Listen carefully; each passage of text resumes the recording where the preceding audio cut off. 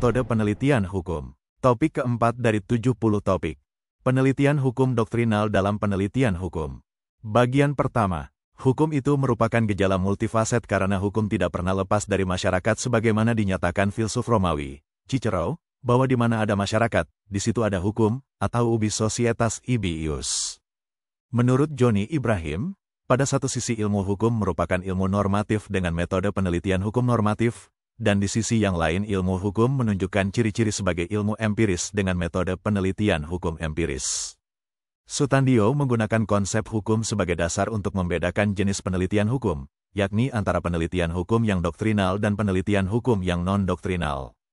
Penelitian hukum doktrinal bekerja untuk menemukan jawaban-jawaban yang benar dengan pembuktian kebenaran yang dicari, atau dari preskripsi-preskripsi hukum yang tertulis di kitab-kitab undang-undang, atau kitab-kitab agama, tergantung keyakinan yang dianutnya, berikut ajaran atau doktrin yang mendasarinya. Penelitian hukum doktrinal adalah penelitian-penelitian atas hukum yang dikonsepkan dan dikembangkan atas dasar doktrin yang dianut sang pengkonsep dan atau sang pengembangnya. Ada berbagai doktrin yang pernah dianut dan dikembangkan dalam kajian-kajian hukum, mulai dari doktrin klasik yang dikenal sebagai doktrin aliran hukum alam kaum filosof, dan doktrin positivisme para juris legis, sampai ke doktrin historis dan doktrin realisme fungsionalisme para ahli hukum yang terbilang kaum realis. Kajian hukum yang doktrinal adalah kajian hukum yang obsesinya adalah upaya untuk membuktikan kesahan atau kebenaran suatu putusan hakim yang dalam praktik pengadilan disebut amar putusan, guna menghakimi suatu sengketa tertentu. Pembuktian dilakukan lewat suatu proses pembuktian, disebut silogisme, deduksi, bertolak dari suatu proposisi umum, disebut premis mayor, yang sudah tak terbantah kebenarannya, atau self-evident, given.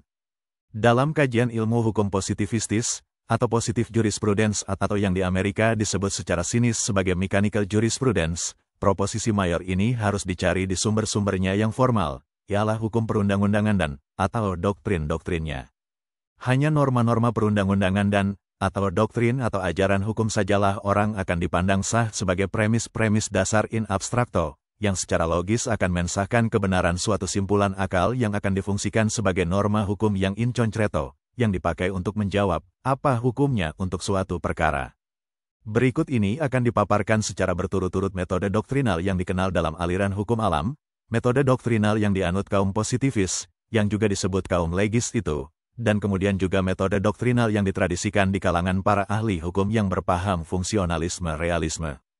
Penelitian dengan objek hukum yang dikonsepkan sebagai asas keadilan dalam sistem moral menuruti doktrin aliran hukum alam. Hukum diidentikan dengan moralitas.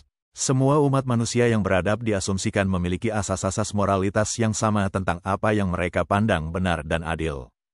Pandangan ini menyiratkan adanya ukuran-ukuran yang universal dalam moralitas, termasuk apa yang disebut benar dan adil. Apapun wujud hukum, semua harus dikembalikan kepada asas-asas tersebut.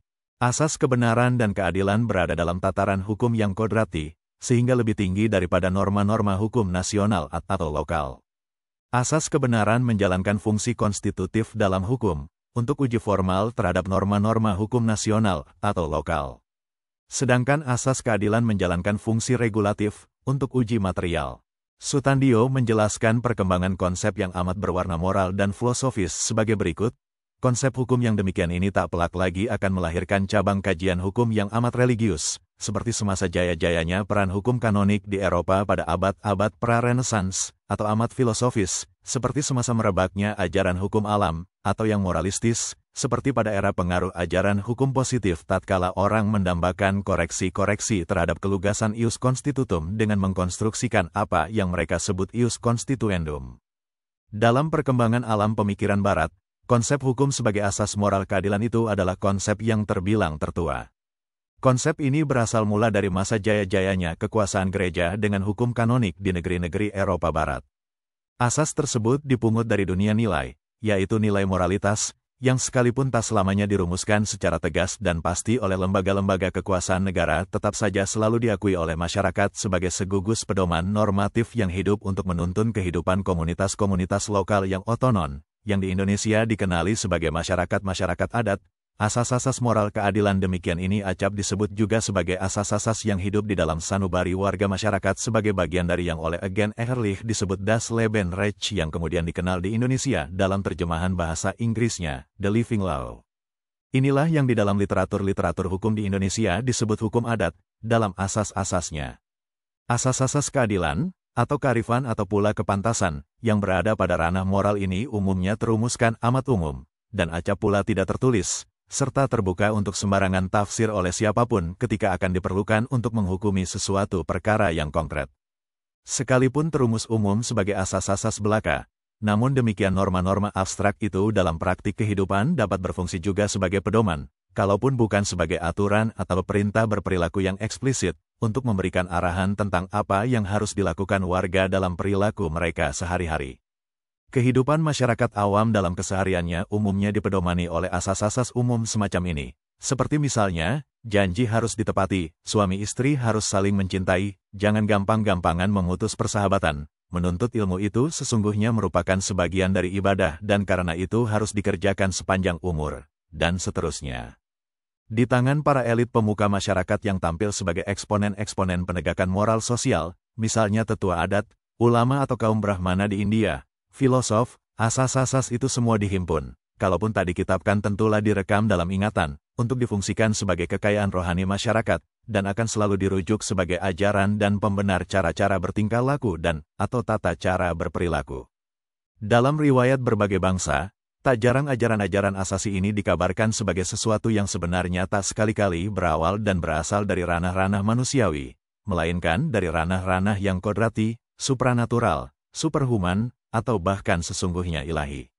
Dalam perkembangan kehidupan di negara-negara nasional yang tersentralisasi asas-asas itu memiliki sifatnya sebagai asas-asas yang kodrati dan berikut semua hasil jabarannya dipercaya sebagai bagian dari hukum kodrat atau hukum alam. Di tangan ahli-ahli filsafat hukum alam, asas-asas yang diyakini sebagai bagian dari hukum kodrat itu demi keterpakaiannya untuk mengkaidahi perilaku warga masyarakat dalam situasi-situasi yang konkret, masih harus diupayakan dan diputuskan dengan melihat permasalahannya dari kasus ke kasus. Upaya intelektual di ranah normatif ini dari normanya yang abstrak, pada tataran asas, ke normanya yang sungguh lebih konkret, ada tataran aturan berperilaku, berlangsung lewat proses-proses yang tunduk penuh pada aturan logika formal yang disebut silogisme deduksi. Deduksi yang dikenali juga sebagai logika matematika ini terdiri dari 3 premis, yang umum, mayor, yang khusus, minor, dan yang simpulan, konklusi. Misalnya, apabila semua manusia mesti mati, premis mayor, dan Sokrates adalah manusia, premis minor, maka Sokrates mesti mati, premis konklusi. Dengan demikian, dalam kajian hukum bermoral keadilan ini digunakan metode silogisme deduksi, di mana asas-asas atau postulat-postulat moral yang self-evident dan berlaku universal akan diposisikan sebagai premis mayor. Sementara itu, kasus-kasus perilaku yang hendak dipertanyakan nilai normatifnya akan didudukan sebagai premis minornya. Maka, tak ayal lagi, konklusi yang dapat ditarik sebagai premis penutup dalam silogisme itu akan menyatakan apakah norma hukum atau norma moralnya untuk kasus perilaku yang ditanyakan itu. Sebagai ilustrasi dapatlah dikemukakan contoh berikut ini. Apabila orang menanyakan, apakah dasar moral dan atau bunyi hukumnya yang harus dipakai untuk membenarkan atau menyalahkan seseorang yang tak menepati janji dalam kasus jual-beli karena ia merasa tertipu. Di sini jawaban akan dicari melalui konstruksi silogisme. Diketahui fakta bahwa ada orang yang tak menepati janji karena ia merasa tertipu. Fakta khusus ini tak pelak harus diposisikan sebagai premis minor. Asas moralnya yang berlaku umum harus dicari melalui penelusuran. Ditemukan asas moral bahwa semua janji dan perjanjian harus dilandasi iktikat baik agar melahirkan ikatan moral atau ikatan hukum yang bermoral antara pihak-pihak. Maka simpulannya dapat diharapkan dari konstruksi silogisme deduktif berikut ini. Semua perjanjian harus dilakukan atas dasar itikat moral yang baik agar dapat mengikat, a contrario, semua perjanjian yang tak dilakukan atas dasar itikat moral yang baik tidaklah akan mengikat. Ini premis mayornya. Si A mengikatkan diri ke dalam ikatan perjanjian itu karena tertipu. Ini premis minornya. Maka, premis konklusinya adalah, si A yang tertipu, menurut asas moralnya, tak akan terikat oleh perjanjian itu. Itulah materi topik ke-6 metode penelitian hukum. Channel ini dimaksudkan membantu para mahasiswa untuk memahami perkuliahan, dan masyarakat umum yang ingin menambah wawasan. Video tutorial dituturkan dan disubtitelkan agar dapat ditonton, dibaca, sambil didengarkan. Untuk pemahaman yang lebih baik, putar dan dengarkan video tutorial berulang-ulang. Subscribe dan like, agar Anda mendapatkan update tutorial lainnya.